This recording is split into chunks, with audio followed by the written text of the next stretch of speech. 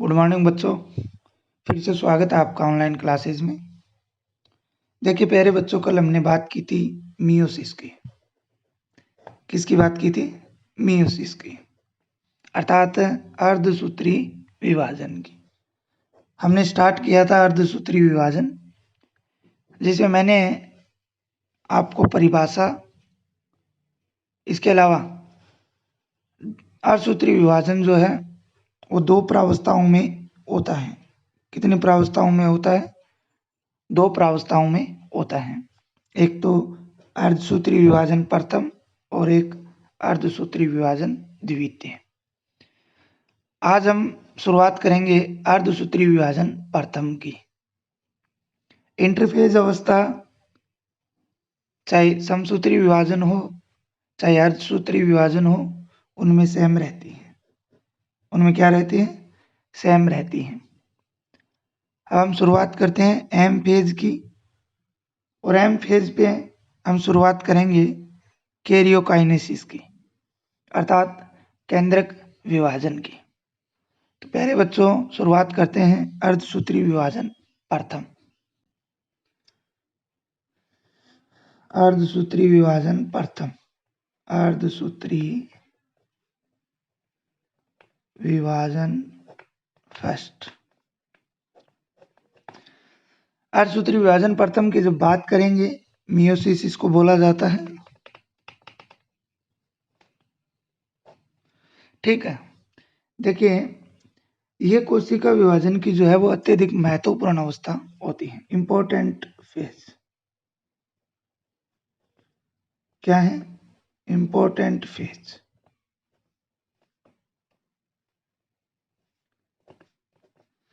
अर्धसूत्री विभाजन की क्या है? महत्वपूर्ण प्रक्रिया है, क्योंकि इस विभाजन में गुणसूत्रों की संख्या आधी होती है। इसमें गुणसूत्रों की जो संख्या होती है वो क्या हो जाती है? आधी हो जाती है। और प्यारे बच्चों, अर्धसूत्री विभाजन ही यही होता है कि इसमें गुणसूत्रों की संख्या मातृ कोशिका से पुत्री कोशिका में क्या हो जाती है? आधी हो जाती है। इसीलिए इसको अर्धसूत्री विभाजन बोला जाता है। और ये गुणसूत्रों की संख्या आदि जो है वो इसी अर्धसूत्री विभाजन प्रथम में होती है। ये प्रावस्था जो है वो 2 चरणों में पूर्ण होती है। कितने चरणों में? 2 चरणों में पूर्ण होती है। 2 चरणों में पूर्ण होती है। प्यारे बच्चों, मैं साथ में आपको डायग्राम बनाता चलूंगा और साथ में हम इन प्रावस्थाओं की बात करेंगे। देखिए सबसे पहले जो हम बात करेंगे वो है केंद्रक विभाजन। कौन सा विभाजन? केंद्रक विभाजन। इंग्लिश में इसे क्या बोला जाता है? बहुत बार बता चुका हूं, और सुन लो, कैरियोकाइनेसिस। क्या बोला जाता है? कैरियोकाइनेसिस। ठीक है, कैरियोकाइनेसिस की बात करते हैं तो ये विभाजन जो है वो 4 अवस्थाओं में पूर्ण होता है। कितनी प्रावस्थाओं में पूर्ण होता है? 4 प्रावस्थाओं में पूर्ण होता है। देखिए हमने पीछे वाले वीडियो के अंदर टेबल बनाई थी, यहाँ पे हम उनकी बात करेंगे विस्तार से। 4 प्रावस्थाओं में सबसे पहले बात करें 1 नंबर की। 1 नंबर की बात करते हैं। 1 नंबर है प्रोफेज प्रथम। प्रोफेज फर्स्ट या पूर्वावस्था प्रथम। ठीक है, पहली कौन सी है? प्रोफेज फर्स्ट या पूर्वावस्था प्रथम। केंद्रक विभाजन की ये जो अवस्था होती है ना, प्रोफेज प्रथम, ये सबसे लंबी अवस्था होती है। क्या होती है? सबसे लंबी प्रक्रिया होती है। अब लंबी क्यों होती है? क्योंकि इस प्रावस्था के अंदर हम लोग क्या पढ़ेंगे? इसकी और प्रावस्थाओं की बात करेंगे। क्या करेंगे? इसकी और प्रावस्थाओं की बात करेंगे, क्योंकि इसे 5 उप प्रावस्थाओं में बांटा गया है। कितने उप प्रावस्थाओं में बांटा गया है? 5 उप प्रावस्थाओं में बांटा गया है। इसलिए ये एक लंबी प्रावस्था होती है और महत्वपूर्ण भी है। ठीक है ना, लंबी प्रावस्था होती है और महत्वपूर्ण भी है। एक नंबर पे जो है वो है लेप्टोटीन। कौन सी? लेप्टोटीन। ज्यादातर लेप्टोटीन नाम ही यूज में लिया जाता है, लेकिन अगर हिंदी में बात करें तो इसे तनुसूत्रावस्था कहा जाता है। क्या कहा जाता है? तनुसूत्रावस्था कहा जाता है। तनुसूत्रावस्था कहा जाता है। क्या कहा जाता है? तनुसूत्रावस्था कहा जाता है। इस प्रावस्था में क्या होता है, जो कोशिका होती है उसके केंद्र का आकार बढ़ जाता है भी आयतन की वृद्धि के कारण। किसकी वृद्धि के कारण? आयतन की वृद्धि के कारण जो केंद्रक है, केंद्रक का आकार जो है वो बढ़ जाता है। केंद्रक के आकार में क्या हो जाती है? बढ़ोतरी हो जाती है। इसके अलावा इसमें गुणसूत्र जो है वो पतले, लंबे व सूत्र नुमा हो जाते हैं। गुणसूत्र कैसे हो जाते हैं? अगर क्रोमोसोम की बात करते हैं तो वो पतले, लंबे एवं सूत्रनुमा हो जाते हैं। एवं कैसे हो जाते हैं? सूत्रनुमा हो जाते हैं। इसके अलावा अगर हम बात करें तो लेप्टोटीन या तनुसूत्रावस्था के अंदर गुणसूत्रों पर मोतीनुमा संरचनाएं पाई जाती हैं। गुणसूत्र पर क्या पाई जाती हैं? मोतीनुमा संरचनाएं पाई जाती हैं। क्या पाई जाती है? मोतीनुमा संरचनाएं, जिन्हें हम वर्णकणिका क्या बोल सकते हैं? वर्णकणिका या क्रीमोमियर्स कहा जा सकता है। या क्या कहा जा सकता है? क्रीमोमियर्स कहा जा सकता है। ठीक है, तो ये थी लेप्टोटीन प्रावस्था या तनुसूत्रावस्था। लेप्टोटीन या तनुसूत्रावस्था में आयतन वृद्धि के कारण अकेंद्र का आकार बढ़ जाता है और गुणसूत्र पतले, लंबे व सूत्रनुमा दिखाई देते हैं। गुणसूत्र पर मोतीनुमा संरचना होती है, जिसे क्या कहा जाता है? वर्णकणिका कहा जाता है। प्यारे बच्चों, इस प्रकार की कंडीशन होगी इसमें। ये कोशिका है, ठीक है। इस कोशिका में ये केंद्र का आकार बड़ा हो जाता है। ये इसका कोशिका धरो है, ठीक है ना। ये सेल वॉल हो गई। पादप कोशिका की बात करें तो, ठीक है, ये न्यूक्लियस मेम्ब्रेन हो गई, ठीक है। और ये न्यूक्लियस हो गया, केंद्रक हो गया।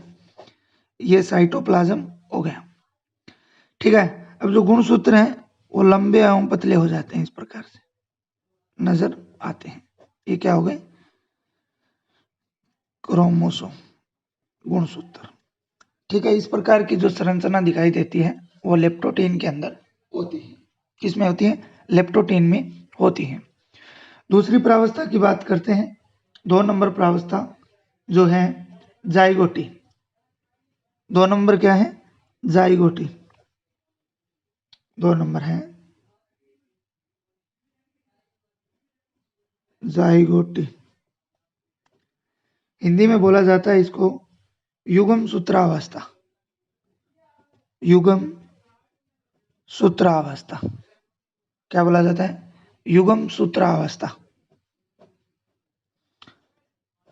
देखिए प्यारे बच्चों, लेप्टोटीन के बाद में युग्म सूत्रावस्था या जाइगोटीन प्रावस्था आती है।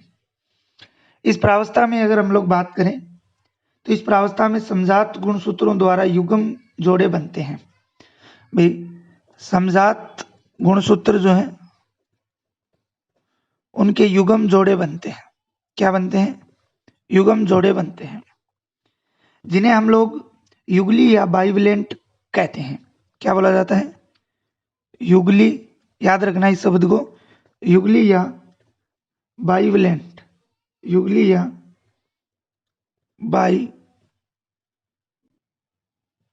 बाइवलेंट कहा जाता है, ठीक है, जो युग्म जोड़े बनाते हैं।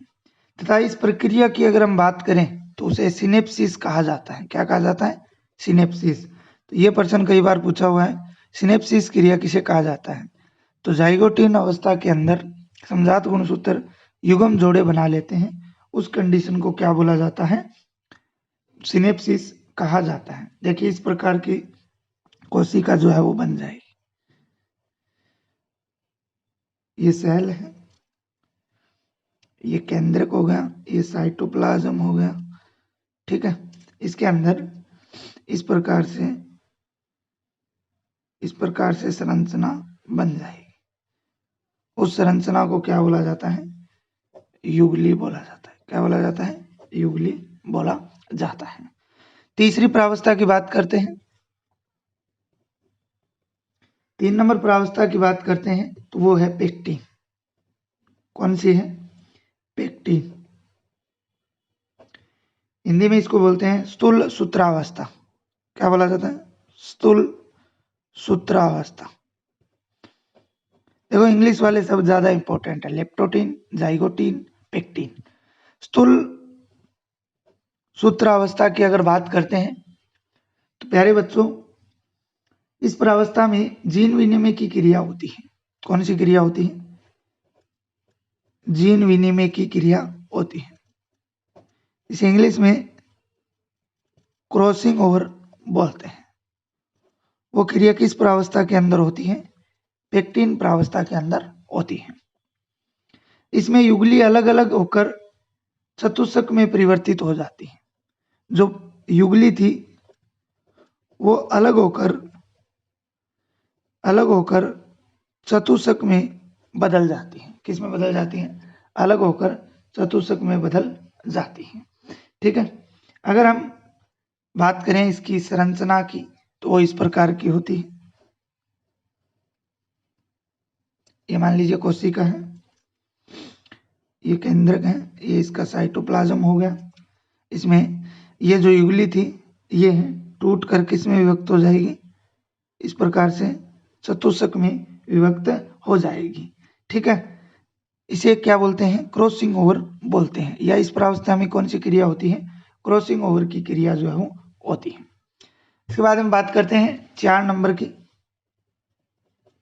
4 नंबर जो है वो है डिप्लोटिन।